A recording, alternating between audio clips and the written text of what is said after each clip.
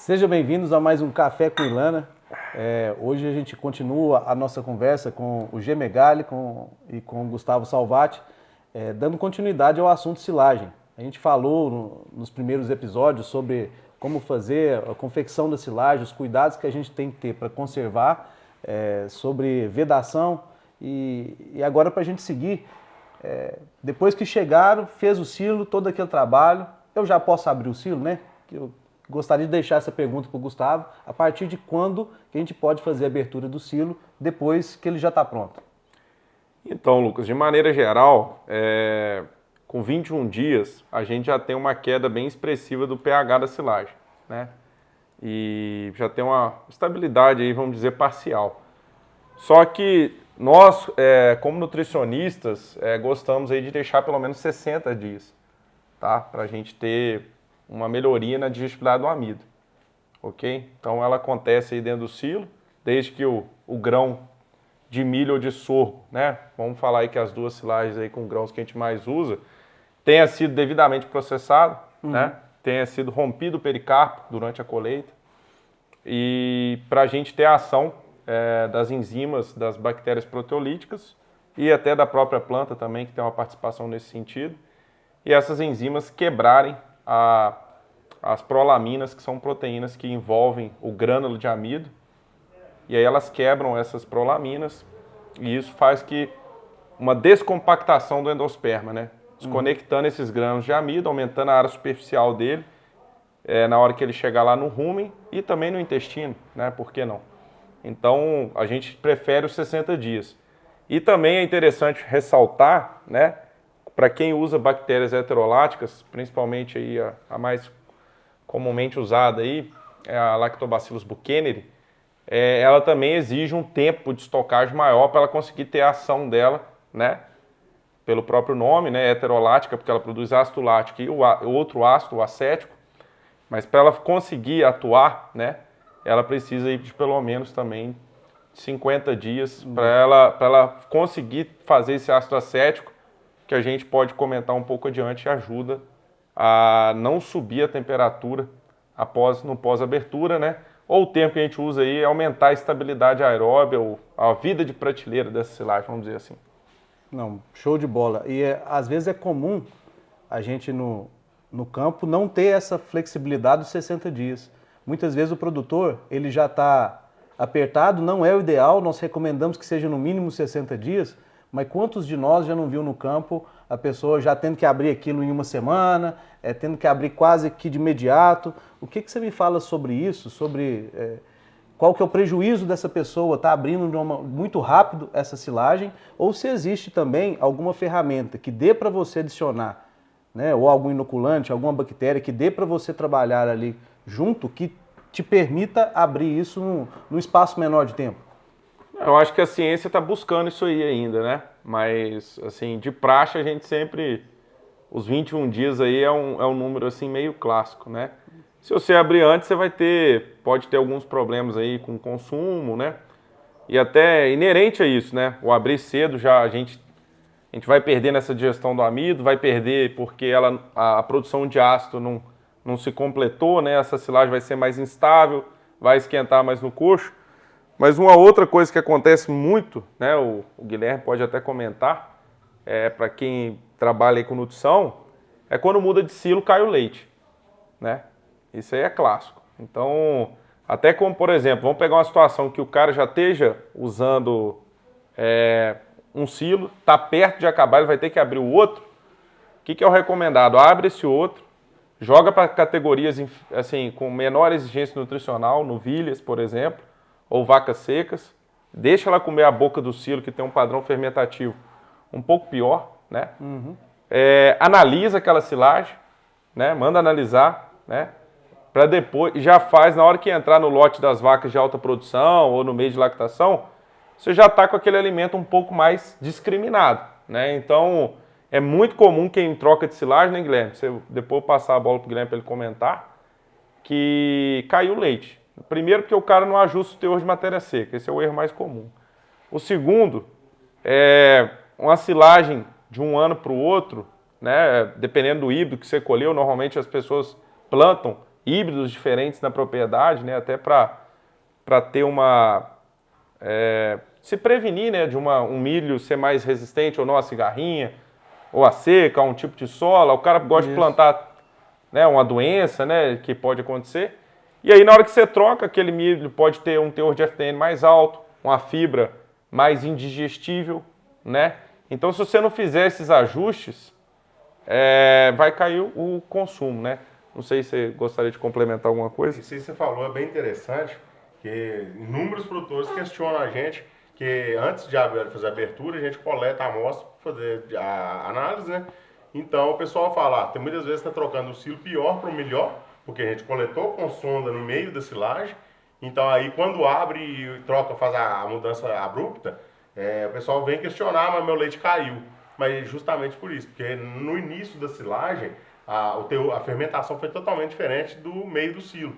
Então, a gente tem que fazer o ajuste. Então, a recomendação é justamente essa que a gente faz para o produtor. Só que, infelizmente, muitas das vezes o produtor fica com dó, fica assim, não vou abrir porque eu vou retirar uma parcela pequena, principalmente se for um pequeno produtor, a gente tem até que levar em consideração que pode acontecer, que se ele tira uma fatia muito pequena, pode ser que vai prejudicar para frente do silo. Então, ele vai começar a dar coisa ruim todo dia, sendo que o bolo está 10 centímetros para frente.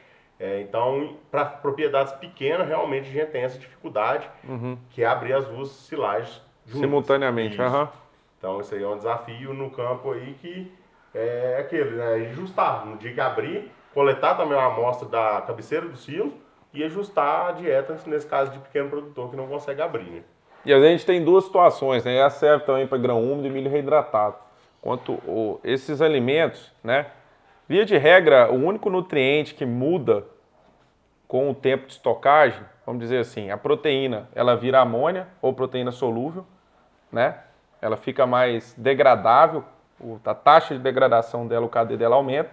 Então a fermentação faz isso, que a proteólise faz isso com ela, transforma aminoácido em amônia e assim por diante. E o amido, que ele aumenta a sua digestibilidade. A fibra acontece pouca coisa, mas o amido, ele também, desde que você processou o grão, ele aumenta a sua digestibilidade com o tempo de estocagem. Dá um pico com 60 dias, mas ela é contínua, numa taxa menor.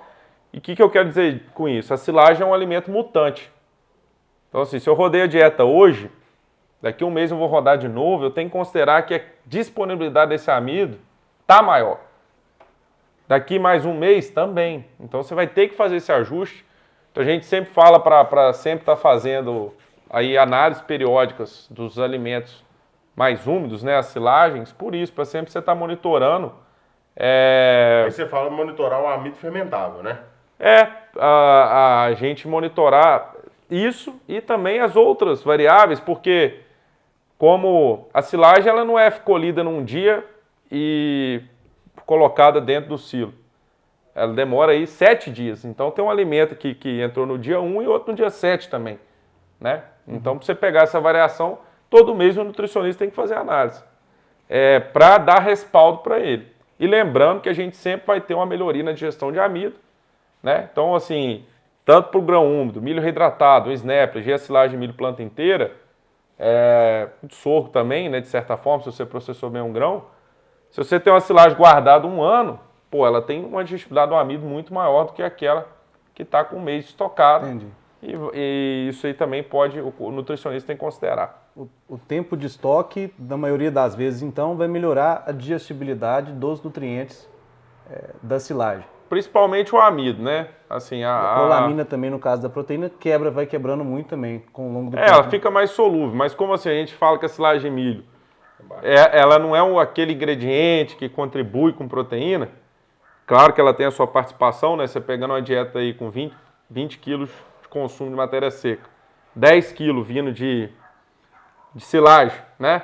E uma silagem com 8% de proteína, você vai ver a contribuição dela no todo, né? Então, assim, o ingrediente tem pouco a proteína, 8%, mas como ele entra na inclusão alta, né? Isso. Só que você tem que atentar que ele está com a taxa de degradação bem alta, porque essa proteína é solúvel. Ela vai cair no rumo ali igual uma ureia, quase, né? Vamos dizer assim. Eu acho que vale ressaltar também, porque com os comentários que a gente fez aqui, vai ficando dá aquela impressão, e é verdadeira, não é impressão, é verdade, que ao longo do tempo vai passando, a silagem vai melhorando. Porém, a maioria das fazendas que a gente começa a trabalhar, você vai observar que a taxa de retirada da pessoa não é muito boa.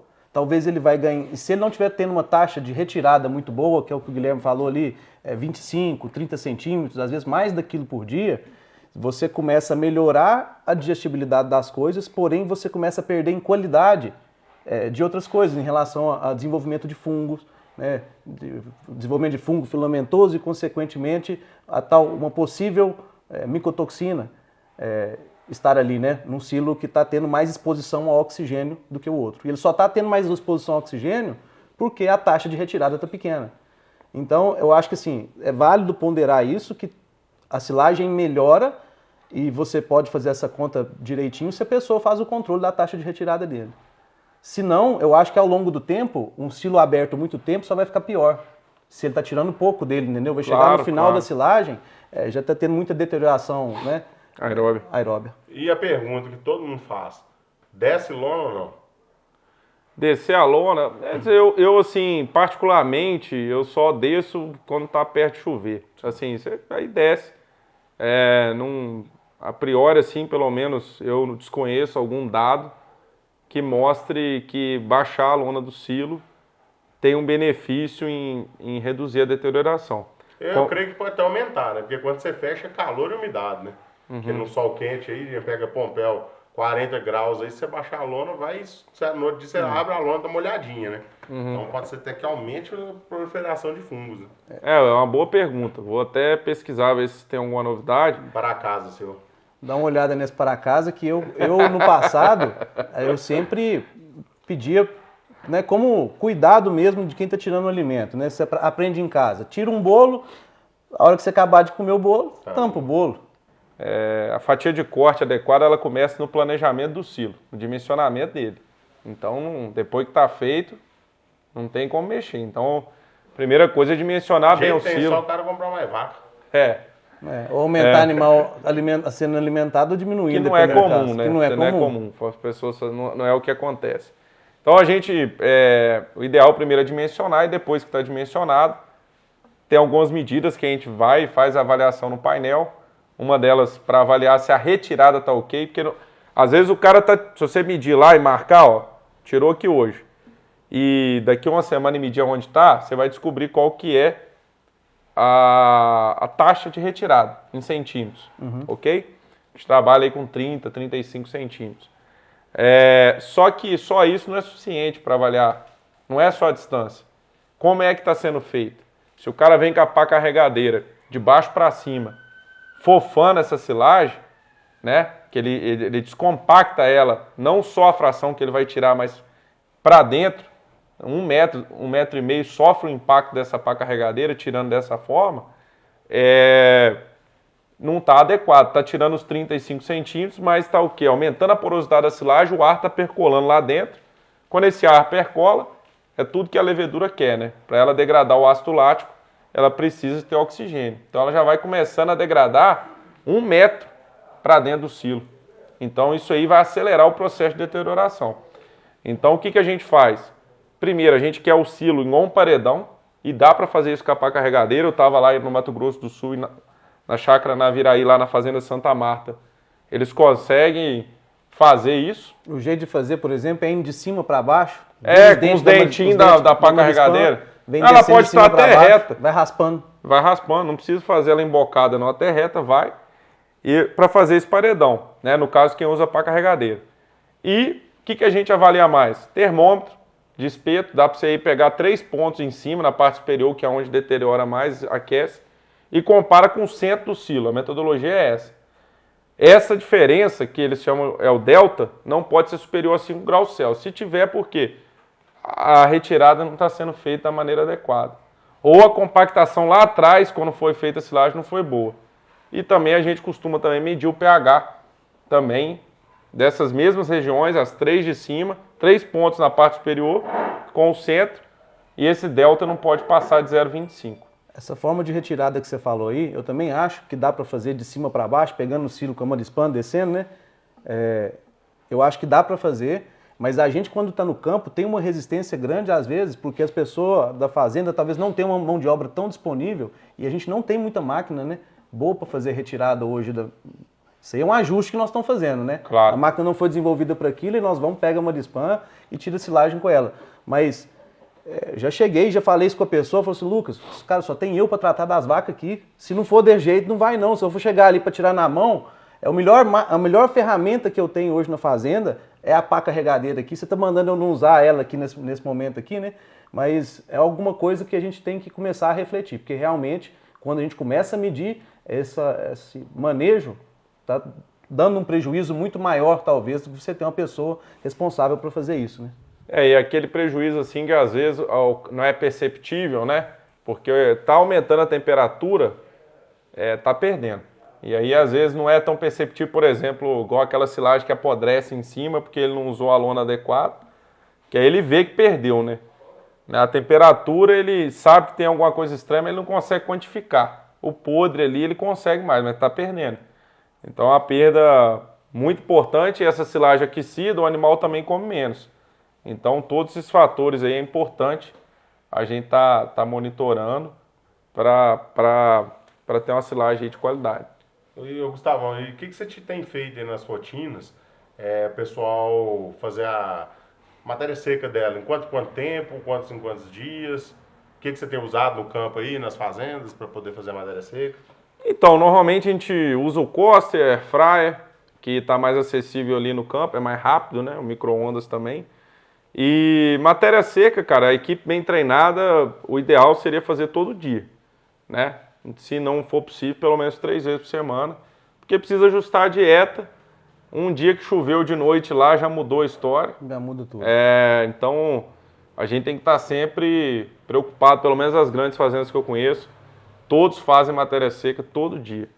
Para finalizar o Café com Ilana, eu gostaria de perguntar o Gustavo Salvati para ele sugerir, que nós fizemos todas as formas aqui, né? Explicar sobre as novas tecnologias, o que está aparecendo no mercado, que veio de 10 anos para cá, por exemplo, para somar para o produtor, para poder ajudar. E depois nós temos uma pergunta de $1 milhão. Que você todo dia faz live, faz evento, faz alguma coisa. Essa pergunta é qual que é a pergunta que o povo mais te pergunta?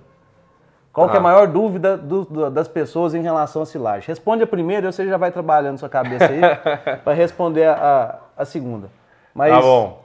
A bola está com você. A tecnologia, a gente estava falando de perdas, né? Eu acho que aí a gente já evoluiu bastante nesse sentido. Para reduzir percas aí a gente já tem a lona aí de barreira de oxigênio, que é uma tecnologia que a gente já usa, né? Ela por baixo da lona dupla face, que a gente normalmente já usava. Uma coisa que a gente gosta muito de fazer é tentar pegar as laterais do silo e forrar com lona também. Às vezes a lona do ano anterior, né? Só as laterais. Mesmo o silo de alvenaria, a gente vê que quando ele fica ali a silagem de contato só com o cimento, ela perde. Então a gente costuma pôr ela aqui, né? E joga para a lateral, na hora que acabou de encher, faz igual um envelope. Igual o sacarim em parede. Se você guardar um sacarim encostado na parede, é uma parede que está ali, mas dá mofo. Umidade, né? Conserta. Então isso é uma coisa que a gente faz também, que é uma coisa mais fácil do produtor fazer. Os inoculantes, né, sempre ajudam muito, né, nessa vida de prateleira aí da silagem depois que você retira, para ela não esquentar, né, na hora que estiver no coxo. Então, inoculante não é tudo igual, né? Tem a diferença, que o pessoal muitas vezes quer inoculante. Vai pegar quando? Então tem que conhecer que tipo de bactéria, conhecer concentração. Para silagem, aí depende do cada tipo de silagem, né? Para silagem de capim a gente usa mais bactéria homolática, e para as outras a gente recomenda a heterolática, que ela vai melhorar a estabilidade aeróbia dessa silagem. Que quer dizer o quê, né? Traduzindo, ela demora mais para esquentar, né? Quando quebra a estabilidade aeróbia, significa o quê? Que a silagem se elevou 2 graus Celsius acima do seu estado inicial, né? Então quebrou, ela começou a oxidar, né? E se já tiver numa situação que a gente já teve, né, depois que a silagem aquecendo, né, Lucas, quer dizer que a levedura consumiu esse ácido lático, subiu o pH, subiu a temperatura, vai depois a população microbiana que vai crescer em sequência é o fungo produz micotoxina, e micotoxina a gente sabe que causa danos para os animais. Então, se no seu caso você não conseguiu atuar na prevenção, né, que é para evitar que isso aconteça, a gente também tem aí os adsorventes, né, ou a base de parede de levedura, ou a base de argila, que são os alumínios silicatos, que a gente usa, né, para evitar ou minimizar o efeito da micotoxina no animal. A gente sabe que tem efeito no fígado, tem efeito na reprodução, inibe consumo. Então isso também é uma tecnologia que o pessoal usa bastante. E quando a gente vai lá, a gente está falando de percas, né? Mas quando a gente vai lá na colheita, hoje, assim, desde lá da semente que a gente plantou, né, o quanto que evoluiu, a gente tem híbridos mais produtivos, né, selecionados aí para produzir mais, com menor incidência de doenças, mais resistente a pragas. Na colheita a gente já tem automotrizes aí que, cara, já fala a área que colheu, tem algumas que tem sensores para medir a produtividade daquela área, tem umas que já estão avaliando até a qualidade em tempo real por NIS, né, acoplada ali na colhedora. Que já o Ilana já tá com esse plano aí já, e a gente vai somar com quem trabalha com agricultura de precisão, que já faz mapas de produtividade, mapa de fertilidade, mapa de compactação. O Ilana vai somar esses técnicos entregando um mapa de qualidade. E nesse mapa de qualidade o produtor vai saber exatamente que no ponto X ele está produzindo um silo com menor proteína, com menos amido, né? E aí a gente entrega essas informações para quem lida com isso, que é o agrônomo da fazenda, para ajudar ele a tomar a decisão, né? Nós da qualidade vamos estar ajudando muito o pessoal da agronomia também a produzir isso aí, com mais ferramenta, mais precisão. Com certeza. E as máquinas hoje vêm com tecnologia e estão com cada vez com crackers, né, que é o conjunto de rolo que quebra o grão, mais agressivos. As colhedoras também de uma linha aí, a gente já tem colhedora de uma linha ou duas linhas de arrasto no trator que tem o cracker também, né, então que já vem fazendo um belo trabalho. Então é uma opção para o pequeno produtor que não consegue contratar uma autopropelida. É caro o cracker separado para comprar? Não dá para acoplar no que o cara tem que vir embarcado. Você tem que comprar uma máquina já com isso. Pegar uma máquina um outro engenharia, ela é um pouco mais caro, uns 10 mil reais mais caro, mas que se paga ao longo do tempo. Justifica. Porque eu pensei que dava para adaptar um cracker numa máquina já convencional que a gente... os produtores nossos aqui já tem. Teve que ser dimensionado tudo de novo, né? Tem duas empresas, pelo menos até onde eu sei, que já tem isso.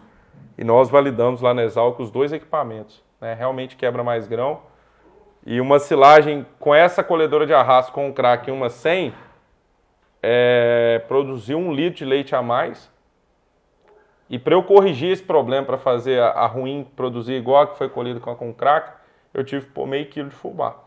Então você vê a conta aí, meio quilo de fubá para você fazer a vaca dar o leite que a outra estava dando. E o mesmo custo por hectare para produzir, né? Você vai gastar um pouquinho mais com a máquina, 10 mil reais, mas isso aí se dilui facilmente. Eu achei um negócio interessante que o tipo de trabalho que a gente faz é sempre para que a pessoa não tenha o problema, né? Nós estamos falando aqui desde os cuidados do início da lavoura aqui, para que não venha ter o problema, mas às vezes a gente é chamado numa propriedade e quando você chega lá, só logo, eu estou com um problema, está morrendo algumas vacas aqui, eu acho que a silagem que não está bom, ali a coisa já aconteceu, né? O que ou já aconteceu, ou eu vou separar essa silagem, ou eu tenho que lidar com esse problema e aprender como trabalhar. Por isso que você já entrou no adsorvente de micotoxina aí. A gente também tem essas ferramentas para poder oferecer para o produtor, mas a gente deixa claro para a pessoa que quando ele está comprando adsorvente de micotoxina nosso, ele pode nos procurar para o próximo ano para a gente ajudar ele a evitar esse tipo de problema através de um feitio melhor, né? Preventivo. Né? Porque com certeza o desprendimento de estar adquirindo um produto de adsorvente de micotoxina para fazer as vacas comer a sua silagem e não passar mal com ela, o investimento é alto para isso, né? Mas é uma ferramenta válida que a maioria das vezes, quando tem um problema com silagem, já está feita a silagem, não tem o que fazer. Então, para um primeiro ano, a gente lança assim dessa tecnologia, né? E agora, assim, nós, por exemplo, já tem outros grupos também, né? A minha equipe lá do Track and Feed já vem realizando a consultoria na silagem, que era uma coisa que não era convencional as pessoas terem. Então, eu acho que ajuda muito, porque é um cara que vai te ajudar a fazer o certo, né? Ali é 1 semana ou 10 dias que define o resto da nutrição para o ano todo. Se você errou ali, tanto na parte de processamento do grão, quanto na parte de perder menos, né? Conservar o máximo que você conseguir do alimento, isso é muito útil.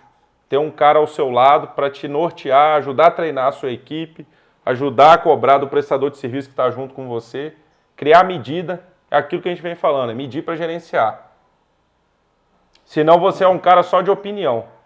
Você age no sentimento. Uma coisa é você ter o dado, você coletar e ver, tá perdendo. Vamos agir aqui. E a gente tem uma escala de prioridade. Às vezes o primeiro produtor não vai dar para fazer tudo. Então vamos falar, compactação é o carro-chefe.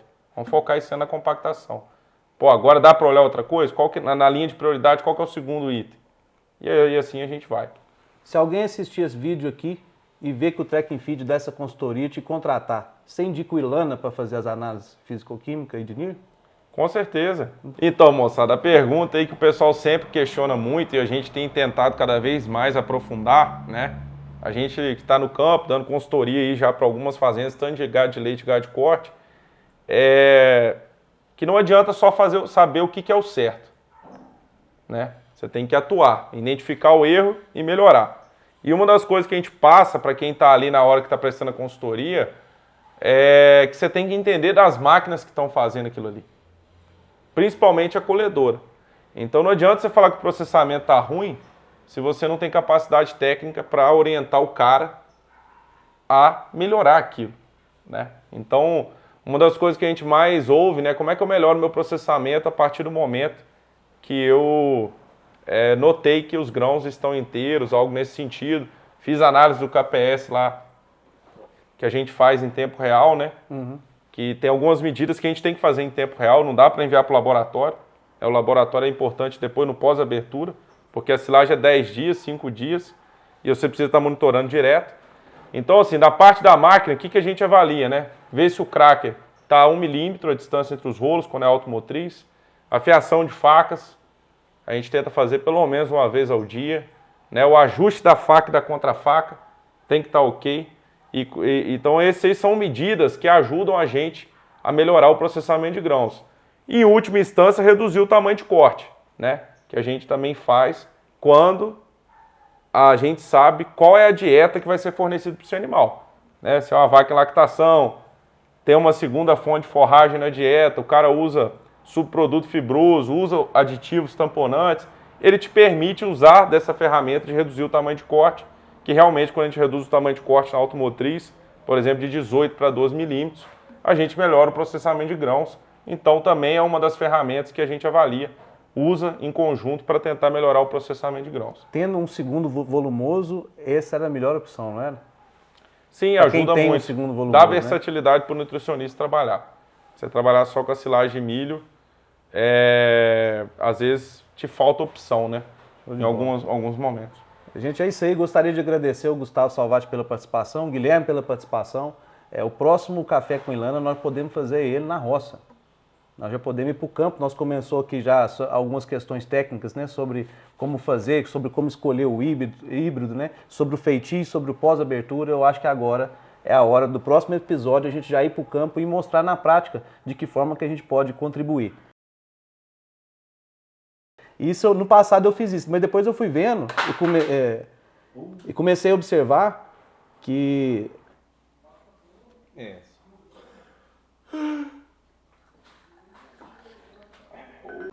o número lá, para ficar... O outro.